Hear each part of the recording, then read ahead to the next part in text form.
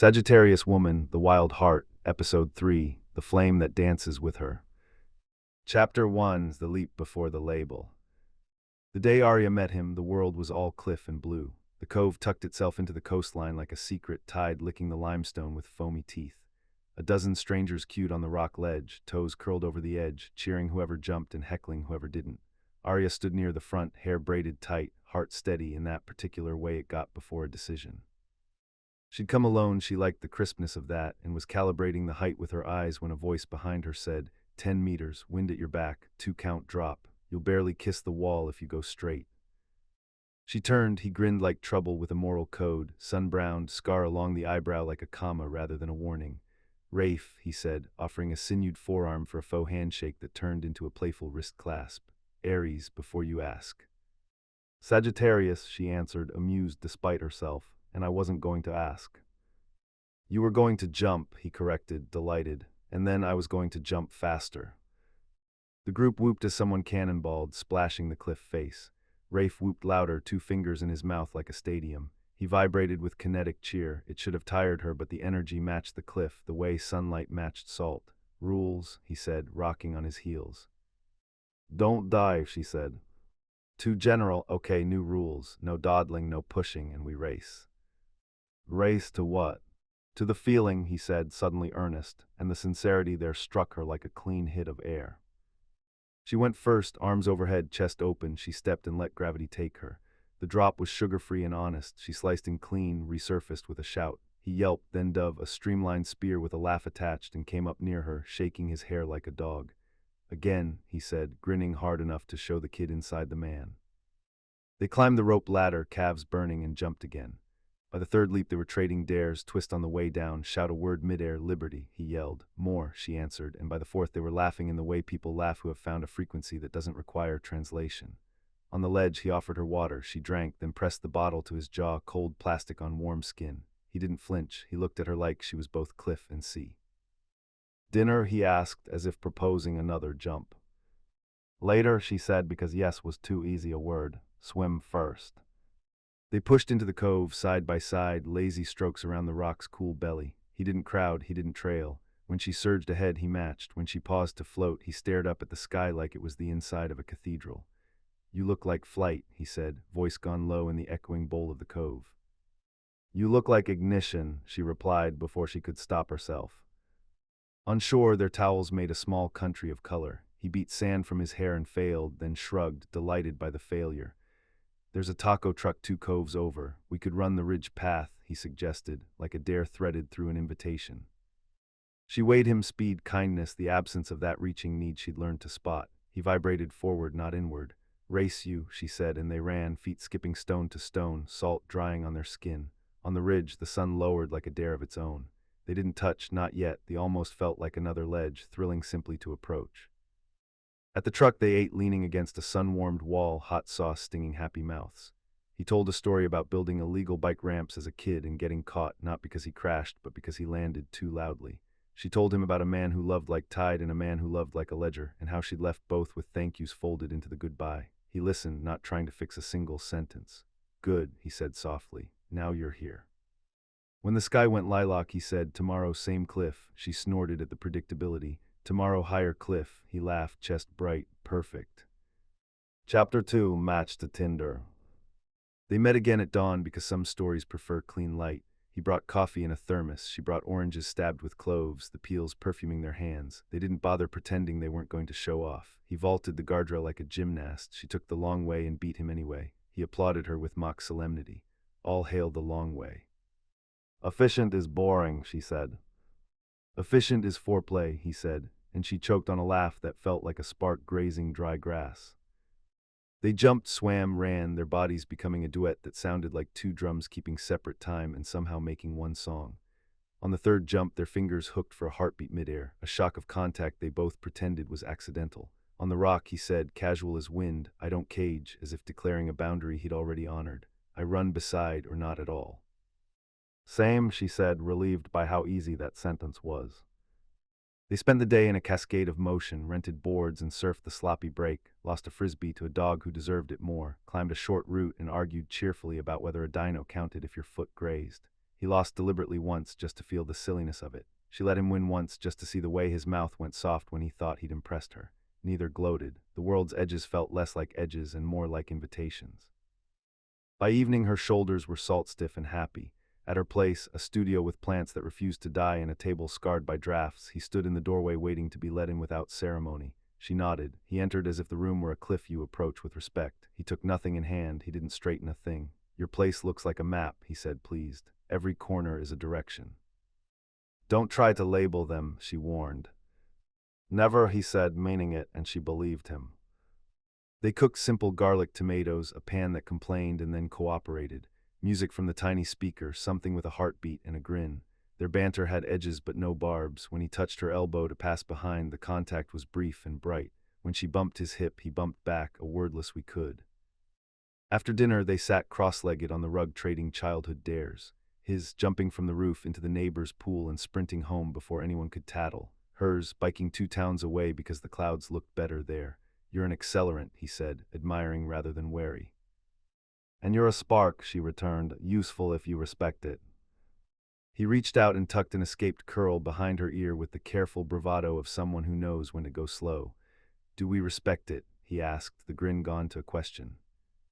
"Let's see," she said and leaned in. The first kiss was not polite. It had laughter in it and salt and an easy yes. The second was slower, test and answer. She slid her hands to his shoulders. He exhaled like he'd been waiting to fit there.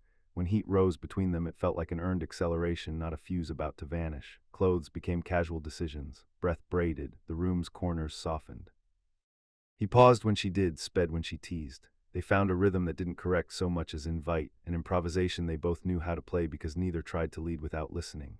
When the moment sharpened and the world narrowed to warm skin and a pulse like drumlight, she laughed, surprised by joy, and he laughed into her neck, surprised by the same thing. The rest folded into breath and a long, grateful quiet. After they lay on the floor, backs to the rug, fingers almost touching. The ceiling fan carved the air into manageable pieces. He turned his head. "You're not too much," he said, like a vow that didn't ask for a return. "You're exactly my kind of storm." She should have made a joke to deflect how directly that landed. She didn't. "Good," she said. "I'm tired of weather reports." Chapter 3: Fire Breaks. Compatibility isn't sameness, it's choreography. Over the next weeks, their days wrote themselves in big looping letters. Mornings were for cliffs or trails, afternoons for the work each loved. She wrote in bursts that left ink on her knuckles. He ran a climbing gym and designed routes that made people swear happily. Evenings were elastic, bodega picnic on a rooftop, home-cooked experiments, the occasional night where they parted without drama because one of them needed latitude and the other didn't take that as lack. He didn't ask where she was every minute. She didn't test his steadiness by disappearing. When she texted, it read like "at the pier till sunset, come if you want." When he texted, it read like "route set till 9, I'll still have legs after, want to run at 10. Freedom felt like a wide road with a companion who kept pace by instinct, not by leash. Heat threaded the ordinary. At the laundromat, she pressed a playful kiss to the tendon in his wrist, and he nearly dropped the quarters, laughing. At the crag, she called Beta from below, and he trusted it without bristling. In her kitchen, he lifted her onto the counter as easily as a bag of flour, and they forgot the eggs until the smoke alarm tattled on them both. Their bodies didn't do a script, they did a dare that had manners. When they reached the soundless corridor where everything else fell away, the doorway said, "Enter together," and they did. Still, fire needs breaks. Her edges once bristled at correction, his once braced at chaos. Those instincts didn't evaporate, they just learned to ask better questions. When he said, "Helmet, please," she rolled her eyes, put it on, and didn't feel smaller. When she said, "Go faster," he grinned and did until the route required control, and then he eased without condescension.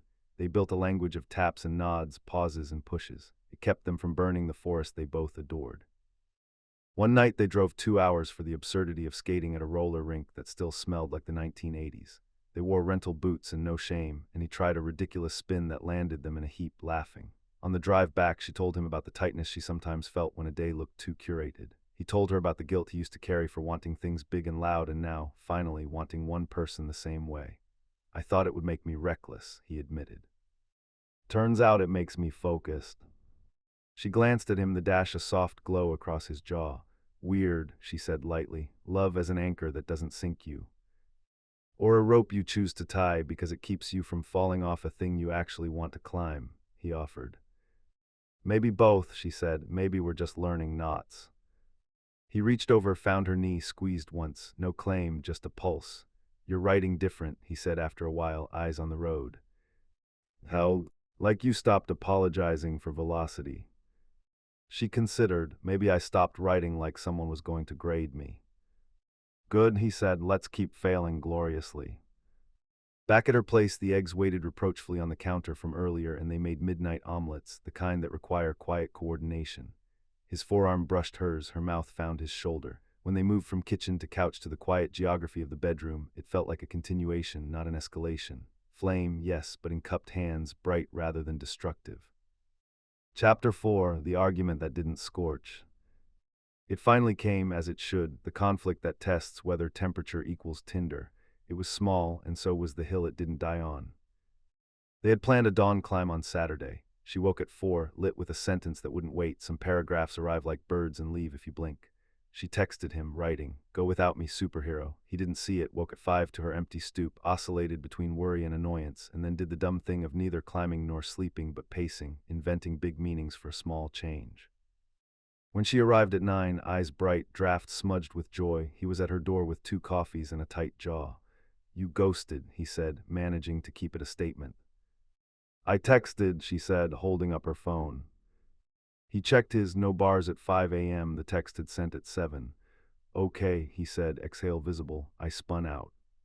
She could have teased him, you of all people, but the old version of this scene ended in defense or penance, and she didn't want that story. "I could have called," she said, "or left a note under the mat. You could have climbed anyway." "I could have," he admitted, rubbing the back of his neck. "I didn't want to climb without you." "Sweet," she said gently, "and also a trap if we make it a rule." He blew air through his mouth. "Right." They drank the coffees on the curb. A gust flipped a receipt out of someone's pocket. He caught it like a reflex and tossed it in the bin. She watched the motion, a tiny act of control, but not over her. "Want to try again tomorrow?" she asked. His grin returned, quick as flame. "Hell yes." That evening, after separate happy days, her pages behaving, his roots earning curses and high fives, they met on the beach for a run that devolved into a wrestle in the sand, both of them laughing so hard strangers smiled. On the towel, breathless, she rolled on top of him and pinned his wrists jokingly. He flexed, testing, then relaxed into the hold. "See," he said, looking up at her with mischief. "Control can be fun." "Only if you like it," she replied, and let him turn the game. He did, gently, asking without words, listening to her answer. When they finally stopped teasing the moment and let it be what it wanted to be, the sun had slid low enough to make everything golden. Heat built the way a drum beat gathers a song. They didn't rush, they didn't optimize, they matched, heat for heat, pause for pause, until the world went to a brighter kind of quiet. After cheek to shoulder, sand in their hair, he said, "We didn't break anything." "Not even the tide," she said. "Good," he replied, satisfied. "Let's keep arguing like that, honest, quick, no casualties." "Deal," she said, and the word didn't scare her. Chapter 5, Velocity with a Seatbelt.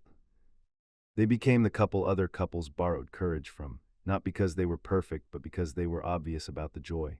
They high-fived after good kisses. They texted photos of bruised shins like trophies. They weren't shy with praise or with the goofy rituals that make a life. His habit of tapping the roof of the car twice before a long drive, her habit of clapping once sharply when a decision finally clicked. They also built small seatbelts. "When you need to vanish into writing, put your sneakers by the door. That tells me I should go climb, not wait," he said, and she did. "When you need noise and I need quiet, we take the noisy place," she said, and he agreed. They were pragmatic with their wildness. Their shared calendar had cliff icons on Saturdays and a fire emoji on nights they tried something new, which made them both laugh harder than the emoji deserved. One hot midweek night, the apartment kept its heat like a secret. They opened every window and still the air pressed. "Rooftop," he said. "Now." They grabbed a blanket and watermelon and climbed the narrow stairs, their shoulders already slick. The city hummed below, lights beating the dark. They lay back and counted satellites, then gave up counting. He traced constellations, none of them correct. She named them anyway. "That's the Archer," he said, pointing nowhere near it. "That's the Ram," she said, pointing at him. They kissed with the lazy greed of people not rushing toward an exit. When the moment gathered, they didn't pretend it wasn't also comic. Sweat, sirens, a neighbor practicing trumpet 3 floors down. They laughed, paused, laughed again, and then the laughter bent into heat. Clothes slid. The blanket scratched in a way they'd remember fondly later. The air didn't cool, they didn't care. Somewhere in the middle of that slow wildfire, she pressed her forehead to his and said, not planning to, "This feels like flying without the fear of falling." He breathed out hard, not from effort. Yeah, he said into her mouth. We built the net on the way up. They slept for an hour up there, woke with grit on their cheeks and watermelon rinds tipped over like little boats. He helped her up with a mock chivalrous bow that made her snort. Downstairs they showered, ran out of hot water, shrugged, and made pancakes at midnight. He flipped one so high it scraped the ceiling. She told him he owed her paint. He told her he'd write it into the lease. When she caught herself thinking the word future, it didn't set off alarms. It felt like a ridge path with a view, not a tunnel. She told him that. He kissed her flour-dusted knuckles like she'd told him a secret map. Marathons scare me, he confessed, hand flat on the griddle, heat off. I like sprints, I like the burn. Then we do intervals, she said. Sprint, rest, no vows to a pace that isn't ours. Deal, he said, as serious as he got. They ran the next morning. At the turnaround point, he took her waist in both hands like a trainer correcting posture, then just held it for a beat longer, forehead against her temple, breath hot and simple. You still feel like flight, he murmured, every day. Don't cage it, she warned on reflex. Won't, he said, and let go in the same motion as the promise. Chapter 6, Edges and Echoes. Past loves leave echoes. Compatibility doesn't erase them, it just changes the acoustics. They still hum in the walls, faint but insistent, a memory of what rooms once sounded like. Arya had learned to live with those echoes, learned not to chase or silence them, just to tune her life around them. One evening, after a day that felt like the universe saying yes, the gym she ran full and happy, laughter bouncing off the mats, a long email from her editor lined with more green lights than quibbles, she found herself restless. It wasn't sadness, not even unease, just an itch under the skin. Everything was humming, alive, in order, nothing wrong. She paced anyway. Rafe watched her from the couch, legs sprawled, one arm draped over the backrest. He didn't pounce with solutions or questions disguised as advice. He just tilted his head, amused. What's the story? He asked, like he was asking about a climb, something solvable, physical. She shrugged, pushing her hair off her neck. Just the part of me that checks exits, looking for the exit it forgot to need. He nodded, no alarm, just recognition. That was one of the reasons she loved him, how he could meet a complicated feeling with simple presence. Want to go fast somewhere. She smiled, always. They took the bikes to the waterfront, the pavement slick from earlier rain. The city glowed like wet glass. They didn't race each other, not really. They raced nobody, which is the best kind of race. She stood on her pedals and whooped at a gull slicing through the air. He answered with an exaggerated engine noise that made her laugh so hard she almost veered off course. Afterward, they sprawled on the dock, damp from the mist, peer-pressuring the stars to show through the clouds. The itch inside her quieted. Thanks, she said finally, for not making it a referendum. On us, he snorted. Babe, if a loop around the harbor breaks us, we built with paper. Babe, she teased, mock suspicious. Too much. She considered, only if you don't also call me Menace. Deal Menace, he said, and kissed her hairline. It wasn't that they didn't fight, they just fought differently, cleanly, briefly, like hikers clearing a branch from the trail instead of building a house around it.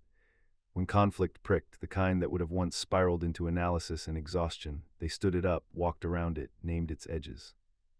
He forgot a plan with her once because a friend called about a car crash. She sat on her hands till he texted, then dumped the adrenaline by sprinting the stairs of her building until her legs burned. When he finally showed up hours later, he brought gas station daisies and an apology that didn't perform. I went triage mode, he said. Everything else vanished. Next time I'll text triage and we'll table feelings till later. She accepted, grateful for the honesty, and didn't weaponize later. Another time, she called him out for turning a playful climb into a clinic. You're coaching, she said, not unkind. I didn't ask. He blinked, recalibrated in real time. Roger that, he said, slipping his hands into his pockets so he wouldn't start gesturing through a lesson. Permission slips only. Thank you, she said, and then, grinning, pointed to a move that actually stumped her. Okay, permission granted. What's the trick here? He gave the bait a succinct, then stopped talking, visibly proud of the stopping. She topped out a moment later and crowed like a dork. He crowed back, louder, ridiculous. The laughter echoed through the gym rafters, and she thought, this is what balance sounds like. Their bed learned their patterns like a new language, full of dialects and invented verbs. Some nights were thunder and bruise, laughter biting right up to the moment it melted. Some were slow as tide, quiet as fog, a long vowel of yes. They were generous with praise, greedy for each other's joy. When either needed to stop, the word meant stop, not convince me. Safety didn't make heat smaller, it made it confident. Freedom didn't make loyalty thinner, it made it oxygenated. One stormy afternoon, rain shouldering hard at the windows, she read him a page from her draft, a scene where her protagonist refused to be the moral of someone else's story. Rafe listened, one knee bouncing, eyes alight. "I love the part where she says she'll leave any room that confuses obedience for devotion," he said. "That's our motto." She laughed. "You make a terrible cult leader." "Only because I'd keep telling people to go outside," he shot back. She shut the laptop, turned toward him, and kissed him like a period. He answered like a dash. The rest of the sentence kept writing itself, curvy, ardent, grammatically incorrect in all the right ways. Outside, the storm went on about its business, rain drumming the rhythm of everything still alive. Inside, they stayed unbroken, fluent, building a language no echo could quite distort. Chapter 7: The Edge and the Echo Back. They decided on a bigger cliff because of course they did. 2 hours north, a sea stack rose like a tooth from clean water. The hike in was a ribbon of wind and wildflowers. At the top, the drop looked like a dare steeped in awe. They stood side by side, toes on the edge. 3 breaths, Rafe said. On the third, we go. Copy, Arya said, pleasure thrumming. They breathed 1 salt and sun, 2 wind and laugh, 3 flight. They fell together, arms cutting the air, mouths open in a twin shout that tasted like childhood and right now. The impact was clean. They surfaced shoulder to shoulder, giddy hair slicked back like seals. He kissed her in the bright water, a quick press that felt like punctuation, not a claim. "Again," he said, predictably. "Again," she said, predictably. On the 5th jump, a wave smacked cross-current and spun her toward the rock. She corrected, clipped a knee, nothing catastrophic but instant bloom of pain. He was there fast but not frantic. "Talk to me," he said, voice clear as a rope. "Knee stings, functional," she reported, testing the joint. He nodded, grin returning. "Copy, we bail for tacos and ice." "Promotion margaritas," she countered. "Approved," he said, head tipped back, laughing. At the truck, he iced her knee with a bag of frozen peas, because of course the seaside bodega sold that, and they drove with windows down, playlists traded, hands intermittently finding each other in the space between seats. Back at her place, the ice melted into a puddle that didn't matter. He knelt to check the knee, not the owner, and when she threaded her fingers into his hair, he looked up and smiled like he'd been waiting for that exact move. The post-adrenaline quiet made everything bright. They tilted toward heat, and the heat answered, tidy and riotous all at once. She laughed when his shirt got stuck. He swore in a language made mostly of vowels. They were not in a hurry, and somehow they were very much in a hurry. When the world narrowed to friction and breath and that thin, keen sound people make when they aren't braced for sorrow, he said nothing heroic, just her name, like a location. After sprawled, the good ache in their bones, she thought of all the rooms she'd left and how none of them felt like this, wide, oxygenated, alive without apology.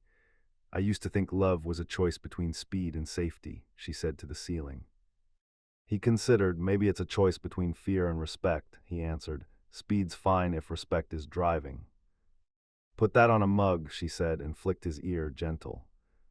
He shifted to his side, propped on an elbow, all serious mischief. "Arya," she met his eyes, humor falling away for the way he said her name.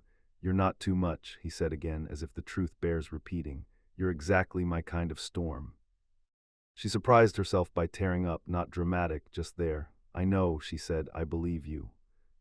"Good," he replied, and kissed the salt off the corner of her mouth.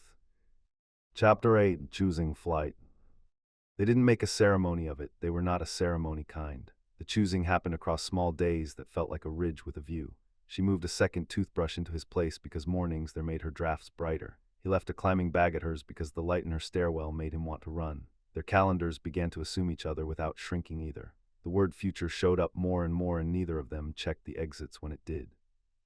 One night on that first cliff where they met, they watched teenagers dare themselves into bravery and failure in equal measure. "Should we tell them about form?" he asked, mock earnest. "No," she said. "Should we tell them it's okay to bail?" "Yes," he said, "and it's okay to try again." They jumped once for nostalgia and once for now, then sat drying in wind that whistled the rocks. She reached into her pack and pulled out a postcard she'd carried too long, the one about remembering who you were before you edited yourself to be loved. She flicked it, considered the water, then kept it, not as a wound, as a mile marker. "Marry me," he said suddenly, then winced, realizing the word might be a cliff she hadn't scouted. She didn't flinch, she laughed, astonished by her own lack of panic. Ask me later, she said, both a yes and a not yet. When we've sprinted and rested and sprinted again. When we've argued about something bigger than a dawn climb. He grinned, steady, copy. They ran the ridge in the dim, sand gripping their souls. At the truck, he lifted her onto the bumper because the ground was too far away for the kiss he wanted. She went easily, gladly, the yes unspooling like a line. The kiss was not neat. It wasn't supposed to be. It was them, fast, sincere, edged with laughter and the promise of 100 more. Later in bed, sheets kicked to the floor, the open window admitting streetlight and possibility, she turned to him and said the sentence she'd been circling since the cliff. I choose you, she said, simple as a recipe with 2 ingredients. Not because you never scare me, because you never ask me to be smaller. He exhaled, something in his shoulders letting go. I choose you, he said back, just as plain, because you make everything bigger without burning it down. They didn't seal it with vows. They sealed it with sleep and a joint grocery list and an alarm set for sunrise because the tide would be perfect for something dumb and glorious. In the morning, they forgot the list and remembered the tide, which is the right order. On the drive, the road ran ahead like a dare with guardrails. He tapped the roof twice. She clapped once. They grinned like kids about to break curfew with permission. At the overlook, he looked at her the way he had that first day, like a cliff in a sea, and said, just to put the right words in the air, "You're not too much. You're exactly my kind of storm." She laughed for luck and grabbed his hand for 3 steps, then let go to run. He matched her stride easy. Neither led, neither followed. They leapt. The air rushed up to meet them like a promise kept. And when the water took them, clean and bright, the choice felt less like a landing and more like the most honest version of flight she'd ever known.